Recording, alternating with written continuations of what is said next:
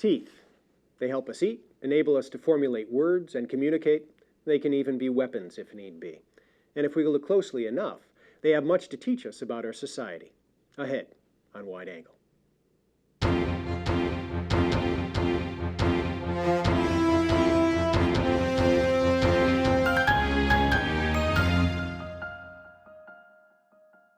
Most of us know that the growth rings of trees reveal volumes to a knowledgeable observer, including much beyond a tree's age.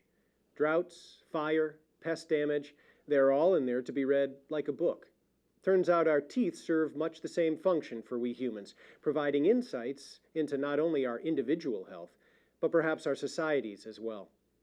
Joining me today to discuss teeth and dental care in the United States is Mary Otto, a journalist who began writing about oral health at the Washington Post, where she worked for 8 years covering social issues, including healthcare and poverty. She's also the author of the new book, Teeth, the Story of Beauty, Inequality, and the Struggle for Oral Health in America. Welcome to Wide Angle, Mary. It's wonderful to be here. Thanks so much for inviting me. Pleasure to have you. Dental care has become something of a mission to you, since 2007. And as is frequently the case with missions, yours started with a tragic, even maddening event. It strikes me that starting point is probably the right starting point for us as well. So if you could, tell us a little bit about what happened with Diamonte Driver. Well, Diamonte Driver was a 12-year-old schoolboy. He was a Maryland boy. And I was working at the Washington Post as a reporter, as you said. And it was about 10 years ago, to this day, that I was standing by his hospital bed. And it turned out he was dying of the complications of untreated tooth decay. His mom had actually been seeking a dentist for his brother when Diamonte came home from school with a headache. And his grandmother took him to the hospital, and he got a prescription for a medicine for pain and for infection. And they said he had a dental abscess, but he went back to school and he just got worse. He ended up being rushed to the hospital with meningitis.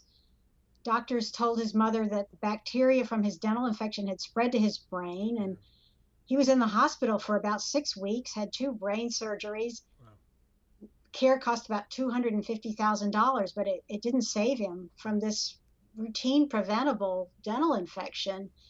So he died. And I was just left wondering, what happened here? What is going on here? And I found out his story was much larger than that tragedy of his death. Right. And I suppose that the even more tragic news to this is, as you found in your research, is that many Americans could have an experience similar to that of Diamante's. The number I think that you cite in the book is over 110 million Americans who do not have dental coverage. And I think that's shorthand for 110 million Americans who don't get dental care because they most likely, if they don't have dental coverage, can't afford what tends to be expensive care.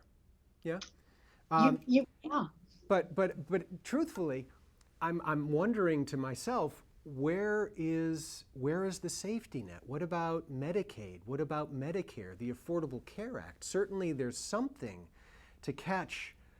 I mean, this is a third of the population of the United States. Where are those safety nets? Well, you made really good points there. Diamonte was actually a Medicaid child, and over 30 million children in this country are covered by Medicaid. They are entitled to dental coverage under that program for poor Americans. It's a state federal program. Okay. Yet fewer than half actually receive routine care. And there's a shortage of dentists. Especially in poor areas, there's a shortage of dentists who participate in Medicaid. Rural places, urban places, there are barriers, even though they have the actual benefit. Right. They don't always get care. The situation is even harder for poor adults who are covered by Medicaid. They're not entitled to dental benefits under the Medicaid program. It's left optional to states whether or not they provide dental benefits for poor adults. Right. And since these benefits are optional, they're often cut in times of budgetary difficulty for the state, so they tend to disappear right when people need them the most. Sure. The other problem is Medicare, which covers over 50 million retired and disabled Americans, has never included routine dental benefits. Mm-hmm. So many of those millions of dentally uninsured people you mentioned are elderly people, who lost, when they retired, their dental benefits expired and they went on to Medicare and don't have dental benefits anymore. So, right. So yeah, right. It's a difficult problem in terms of the safety net you asked about. Yeah. The Affordable Care Act didn't fully address this issue either. Yeah. Over history, dental benefits have just kind of been left out of the healthcare conversation. So it's still a very, very serious problem. Yeah. Well, and it's interesting you say that, because you certainly note in teeth that the development of dentistry was quite distinct from its founding in around 1840 from the development of wider medicine. Yeah, and that sort of feeds into why it is that we today look at teeth as something completely separate from the rest of our health and body. Yeah, can you explain that, the development of that history a little bit? Yeah, it's a really interesting story. And as I went on with my reporting, I realized this all unfolded within a short distance of where Diamonte lived and died. It was in right. Baltimore, Maryland. Right. And it's kind of the creation story of our separate American dental profession. Yeah. And as you said, it happened in 1840.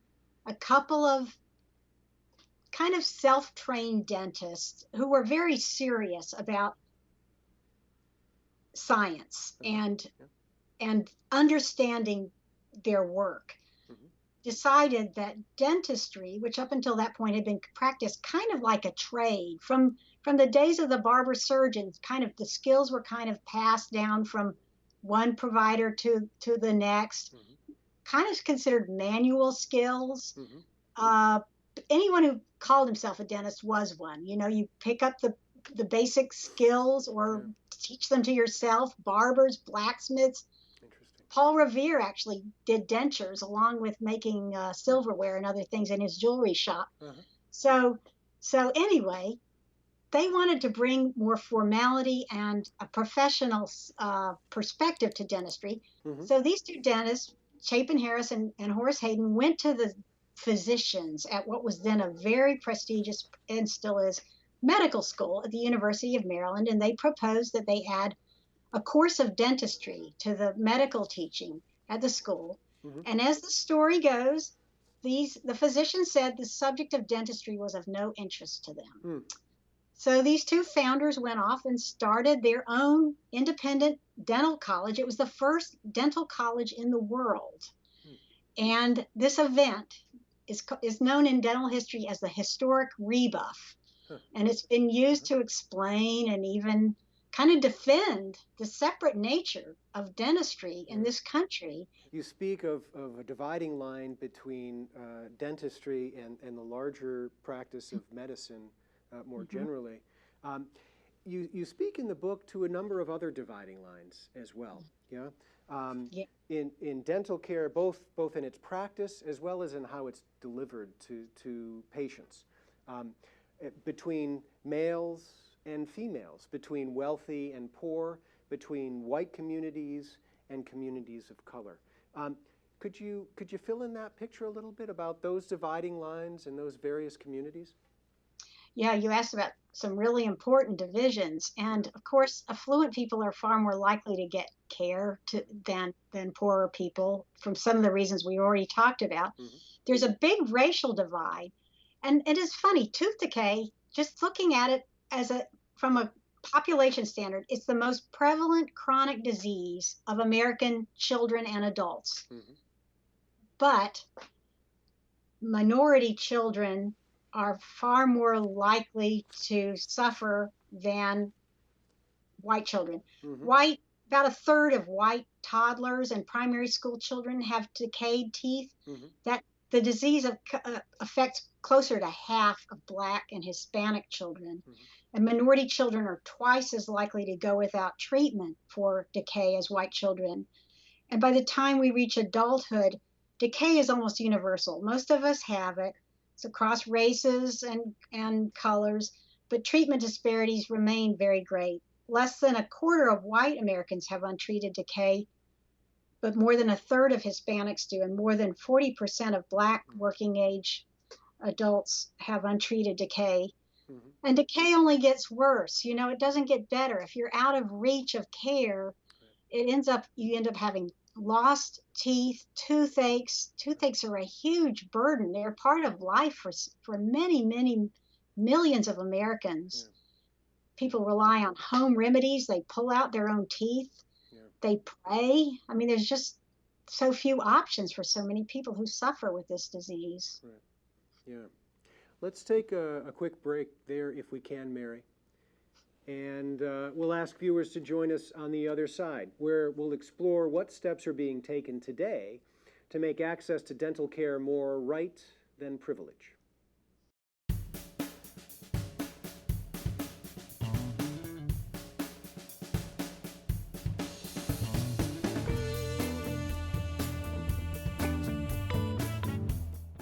Welcome back to Wide Angle. I'm Peter Bermuda, speaking today with journalist Mary Otto about teeth.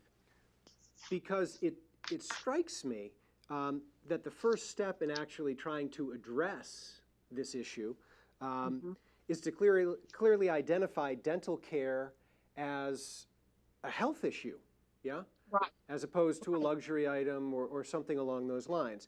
And that's exactly what then Surgeon General David Satcher did back in 2000, when he referred to the state of oral care in the United States as a public health crisis. This was something of a watershed moment, if you will. And I'm wondering how the medical profession in general, the dental profession certainly in particular, responded to that call to action. Did they take it up? And that's 17 years ago now. It's a really good question. Dr. Satcher's call to action really redefined dental care as oral health care and oral health as being in a kind of a state of crisis in this country. But the organized dentistry is very good and focused on representing private practitioners who have they have a different worldview. They're worried about their private practices. They consider themselves healthcare providers, but also small business men and women. You know, they open dental practices. They're concerned about their patient bases and taking care of the people who come to them for care and earning, a decent profit to keep their lights on and pay off their dental school debts. So this has been, it's a kind of there's another gap there, between the worldviews of public health and private practice, fee-for-service dentistry, as most dentists in America practice it. So there has been a somewhat of a disjoint between what Dr. Satcher was asking for and what private practitioners deliver in terms of care. So dental care has certainly been something that has been on the radar, if you will, for quite some time in this country. Even if dentists, if dental organizations didn't pick up Surgeon General Satcher's call to action back in 2000. A quick question for you, just to loop back around to there not being enough dentists back around World War II. Are there enough dentists, given your research, do you sense that there are sufficient dentists to care with the population of Americans. We have, what, 340 million Americans. Do we today have enough dentists, even though they may not be distributed in order to see everybody? Do we theoretically have the numbers? It depends on who you ask, and it depends on what the workforce actually looks like. There are like 150,000 working dentists.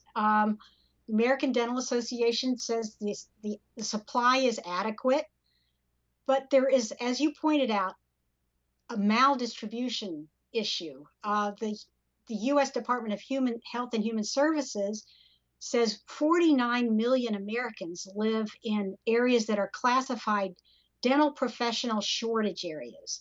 There are communities that, whether they're rural places, lack a dentist for, entire counties lack dentists across many parts of this country. There are urban areas where there aren't enough dentists to meet the needs of the population. In some cases, it may be a poor population where there aren't enough Medicaid dentists. There's also the issue of the way the rest of the workforce, the dental workforce, is used. I mean, in most cases, there are 200,000 dental hygienists in this country, but it depends on the state. In many cases, they work within the private practice system. Some states are expanding their ability to go out to communities to get care to, say, children. A child can't take himself or herself to the dentist, but a hygienist can go to the school, like in the early days of the dental hygiene profession. I think too, you're speaking now to as medical practices have certainly made use of nurses, and in the past 2 decades or so, certainly much more making the use of the services of nurse practitioners to expand the amount of care that practices can reach a community with. The dentistry has been resistant to adopt that model for various reasons you cite in the book, but now we are seeing in particular locales what are called dental therapists. Yeah. So what is it that dental therapists do, and where are they practicing today? This is a really good point. Dental therapists have been around for decades, and they've been in use in about 50 countries around the world. But they've been strongly resisted here in this country. They're technically trained dental providers. They go to school for like half as long as dentists. They get paid about half as much as dentists. But they do some of the same procedures that dentists do. They're common routine procedures that people need, drilling and filling teeth. Some of them do some extractions. They work as part of dentist-headed teams, but in many parts of the world, they go out from dental clinics and offices and do field work, to get care out to people who might not be able to get into a dental office. And the first place they were used here in the United States was in Alaska. And the tribes got together. They decided to try these dental therapists. They sent their first few tribal members to New Zealand to be trained, actually, to get this training. And a lawsuit by the American Dental Association and the State Dental Association sought to stop these therapists from going to work, but the lawsuit was settled, and the therapists went to work in the tribes. There are now about 30 of them, maybe 33 of them, and they're serving over 40,000 Alaska Native people in, regional clinics, bush, like little villages out on the tundra. They fly and spend a couple of days in a, small clinic in a village, and then go back to their main hospital or clinic, and they work they use telemedicine to communicate with their supervising dentist. They can take an x-ray with portable equipment, have the dentist look at it, decide whether they need to bring the patient in for, extensive care in a regional place, or whether they can just do the care right there in the village. So it's an interesting, there were real pioneers in this area. Since their lawsuit was settled, the dental therapists have gone to work in Minnesota. So there are about 60 of them there, again, serving in underserved areas. Vermont and Maine have passed laws allowing dental therapists. They haven't actually gotten the programs up and running yet. And a number of other states are exploring the idea of dental therapists. So I just want to pick up on the notion of access, because that seems to me another critical piece of this puzzle of reestablishing dental care as a necessary piece of our health care.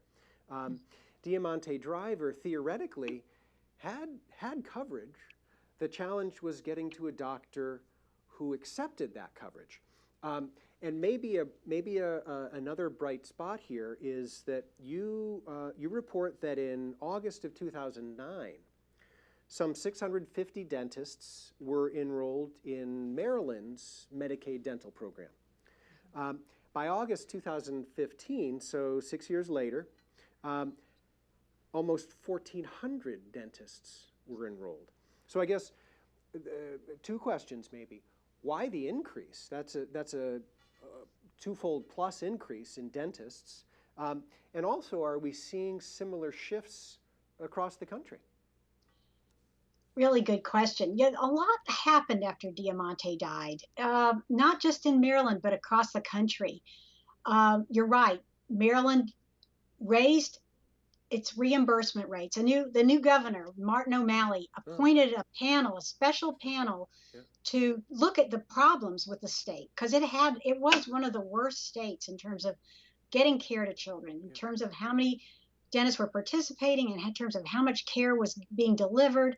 So anyway, this panel, it was a multidisciplinary panel, children's advocates, insurance people, dentists, pediatricians, all kinds convened, came up with a plan to radically reform the state's Medicaid system.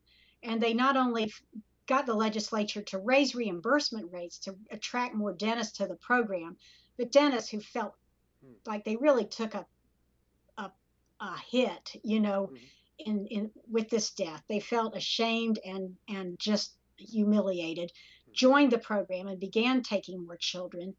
In addition, the state reformed the system of contractors that provided dental care.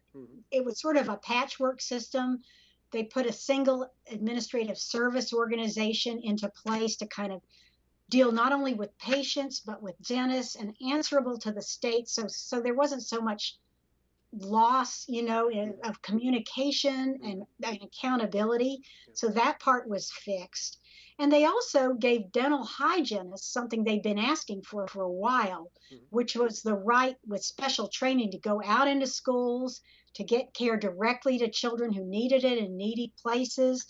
They also entitled physicians and nurses, who were much more likely still to see little infants and children. They get baby checkups and immunizations quite routinely, as Medicaid children, but they don't always get to see a dentist. So these medical providers are actually allowed to bill Medicaid for well baby oral health checkups and fluoride treatments. They often refer the children's parents to a dentist after they see them. So they've all ended up making Maryland a kind of example for the rest of the country. And the reforms have been adopted by other states in the country. So overall, children are getting more care. Medicaid children are getting more care since Diamante died. Certainly, it's no secret that the Trump White House, Mary, doesn't seem to be a friend to health care in general. I'm wondering if this point in the Trump presidency, if you can glean a sense of what the future of dental coverage in particular might be over the next 3 years and counting. Well, I've been listening really closely for signs of how things will go, and a lot of oral health advocates have been too. If history's any indication, dental care has been left out of other conversations, like, well, it's been missing from federal programs like Medicare, and on kind of an unstable basis in Medicaid. And the Affordable Care Act didn't fully address it either. So now, of course, the people are really paying attention to what will happen to the larger Medicaid program. I mean, it's considered an entitlement now for children, but what if the entitlement system goes away? You know, if with a block grant system to the states, that could change the way benefits are delivered and how they're considered. So it's a moment of possibility for dental care to be more fully integrated, or it could get left out again. People are waiting to see. Well, we'll wait with you. I certainly thank you for taking the time to speak with me today. I thank you for writing the book, for a decade of research in putting it together. And I will say, although you probably wouldn't, that, and congratulate you on the impact that your Washington Post articles on Diamonte had, because I think in no small way they helped move this dialogue forward. Yeah? Thank you, Peter. Thank you. You bet. At a biological level, teeth illuminate the arc of our lives. The teething pains of infancy, writes Mary Otto in Teeth, herald the appearance of the baby teeth, the deciduous teeth. Their shedding and replacement with the permanent teeth are part of our passage from childhood to adolescence. The eruption of the molars, the wisdom teeth, signals the advent of young adulthood. As time goes on, our aging is reflected in our teeth. They wear and darken. The gums recede, and we grow long in the tooth. Time and disease take their toll. They take their toll, of course, given that we live that long. And that's where our biology sometimes runs headlong into lives complicated by politics, economics, geography. Policy and law are often what mediate those two worlds. And though our words on paper are often dim reminders, they too illuminate. They reveal what we value and hold dear, and that and those we do not. May such words reveal us as people vigilant of the memory and trials of Diamonte Driver and his family. On behalf of Mary Otto, I'm Peter Bermudez. Thank you for joining us for this edition of Wide Angle.